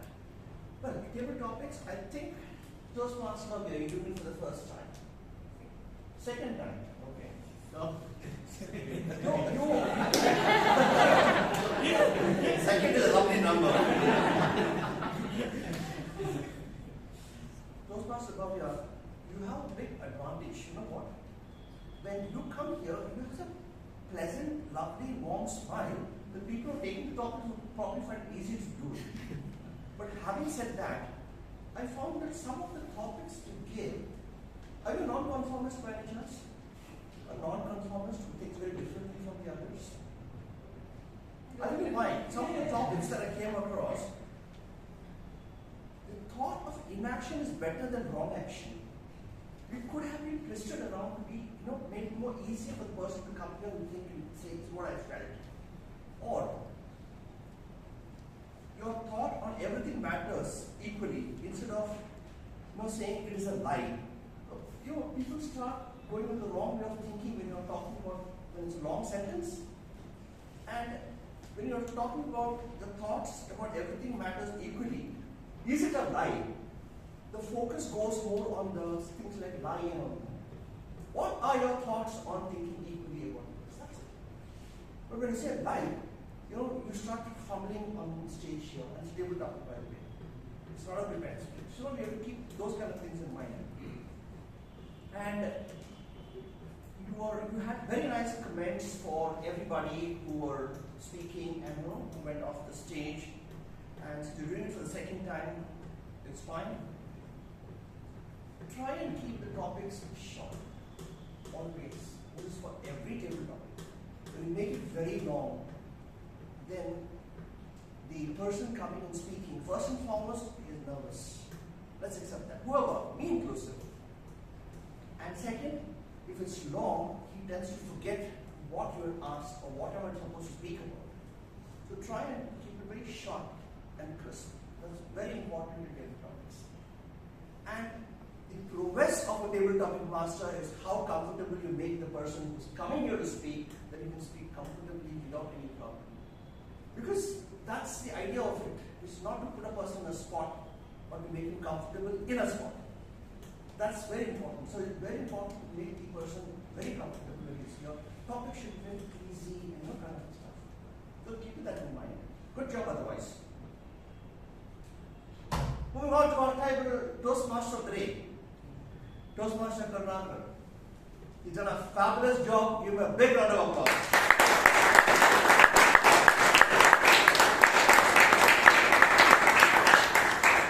He's a pro at it. He's taken up roles like this at various levels apart from the club. So he's fairly professional in what he's doing there. We started sharing a very nice and personal example about a single friend and resonated with the human being. And I love the way you beautifully weaved and brought in Ravivarma R into it. I didn't even know when, hey, Ravivarma R suddenly came into the picture. It was very nicely done there. You shared the meeting format for the guests. That's when I realized, hey, what the guests invited today? I wasn't sure. So no, that's when these thoughts came in. Yes, I might want to tell Toastmaster Amrith, you called him well in advance about this, right? If you had given him short notice, he would not have interchanged the speakers.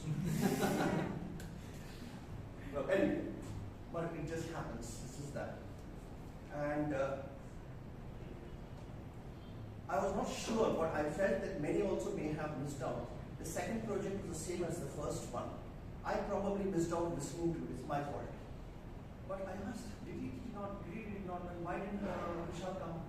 He said about, but it just went very passing. So maybe we need to emphasize when we are doing that. But otherwise, I think the Toastmaster of the day has done full justice in taking this evening forward in a very seamless and comfortable manner, and without any flaws. And more importantly, you have kept the time. That is important. You moved a little behind time when you moved the table topics. I realized that. Well, I'm not going to be taking any more time on that part of it, and I'm quickly going to call the timer, Toastmaster Srinidhi.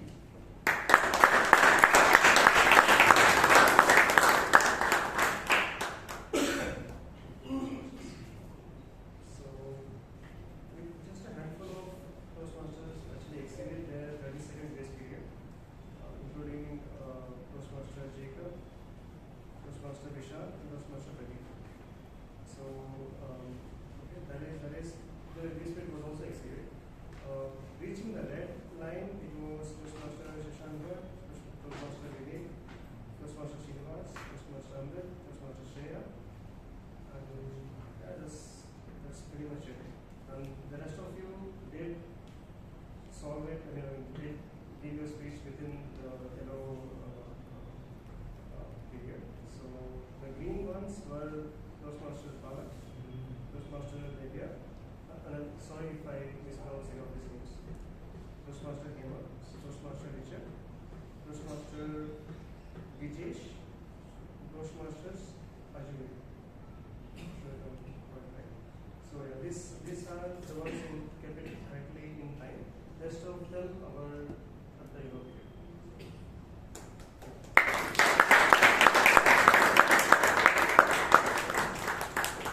Thank you, Toastmaster Srinidhi. And now for the R counter, the policeman. May I call Toastmaster Ravivarma to give his evaluation on the R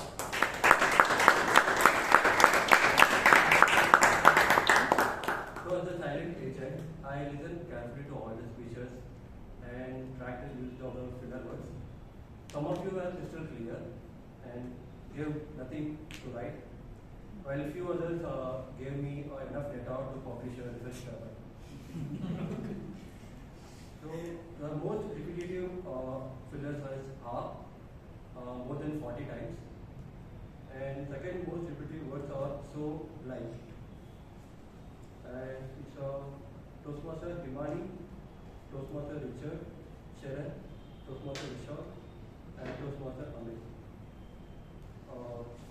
Most repetitive of fillers. And so fillers are like extra color is hard to notice initially, but they show later. So let's keep our speeches healthy, crisp, and fillers free. Right.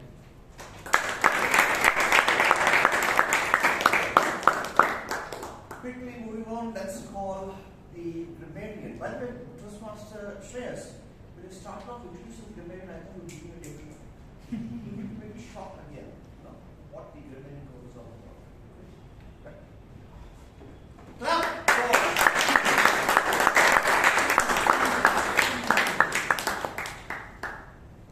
Some of the good usage which were very soothing to my ears were the clouds were drifting and resonating waterfall, snowflakes shimmering down and catching neon lights.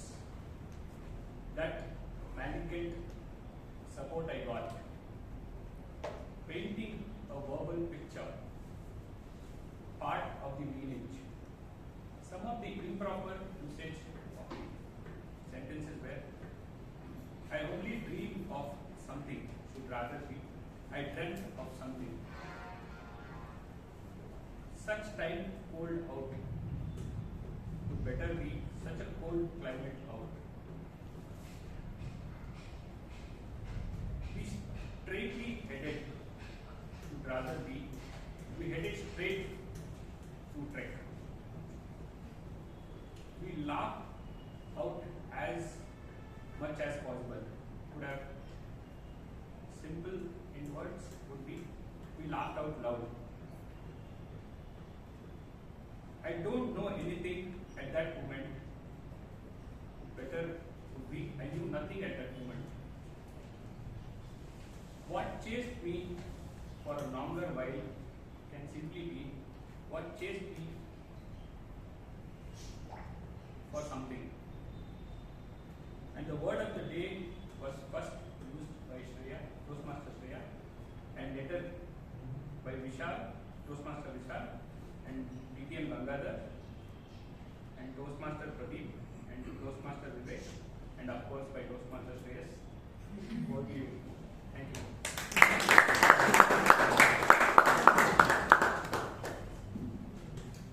I suppose as the evaluator I have covered everything, so and I wish to thank the ExCom for giving me the opportunity to be the general evaluator. And before I depart, I know I need to tell the ExCom as well as the PP education. You have a list of do's and don'ts for the timer, R counter, and this, right? Important to see that they have read and understood it. Because it's just there.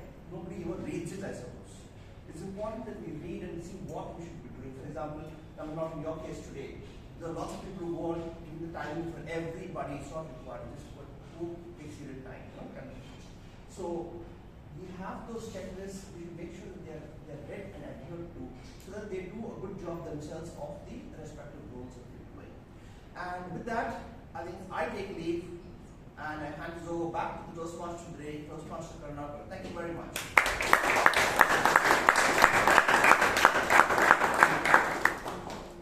We had some top quality evaluation today. Big round of applause for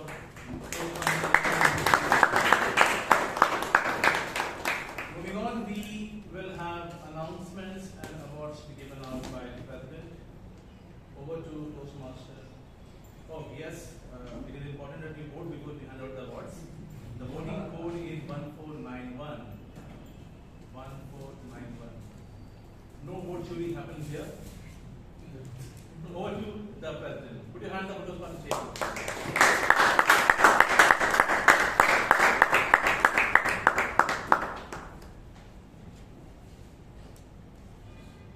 Thank you, Toastmaster Karunakar. Can we give a big round of applause to everyone who came up here on stage and spoke?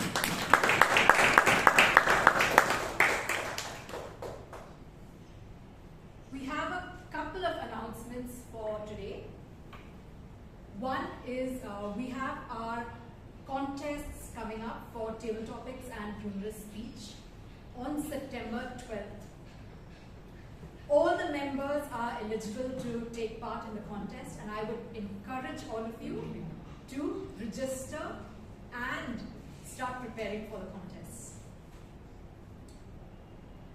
We also have registrations open for Speechcraft. Members, if you know anyone who would be interested in Speechcraft, please have them get in touch with Toastmaster Veeresh.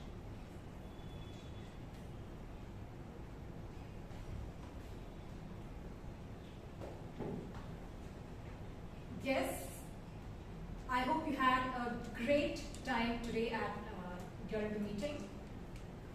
Can we have our guests quickly raise their hands?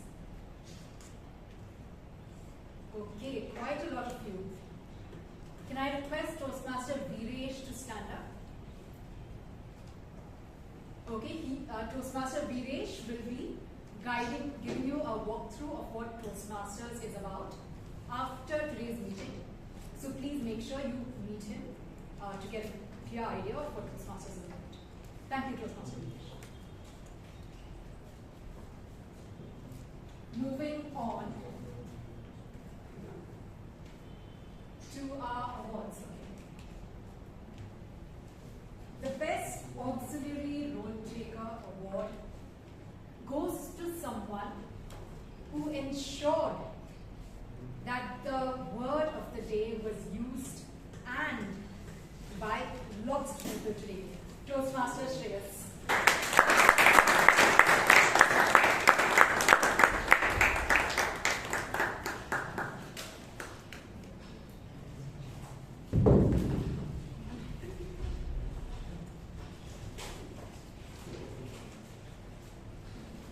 The Best Role Taker Award goes to someone who doesn't wear many hats, but often just wears one hat. Literally. Toastmaster DTM Gangadhar.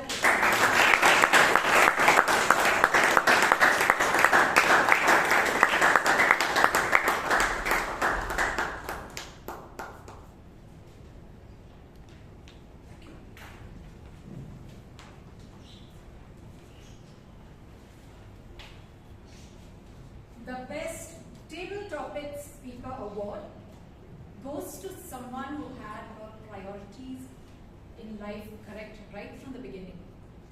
Marry someone who knows how to cook. Toastmaster Amrith.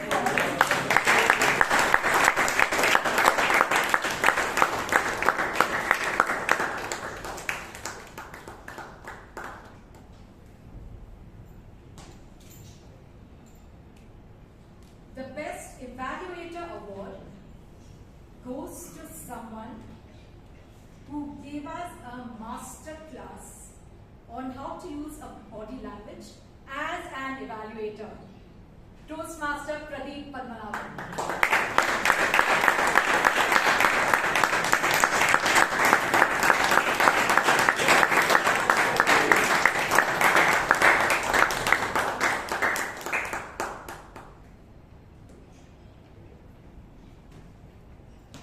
And the Best Speaker goes to someone who showed us what we can expect at a human library, Toastmaster Chaitra.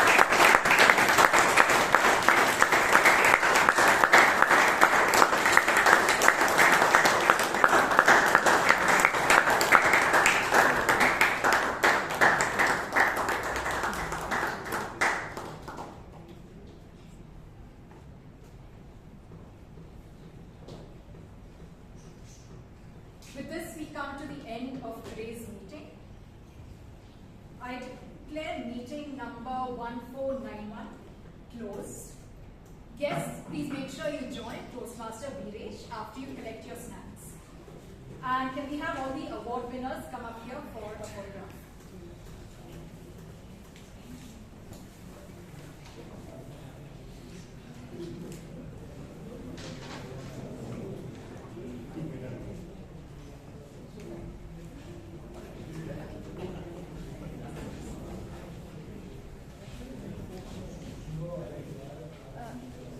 Toastmaster Pradeep.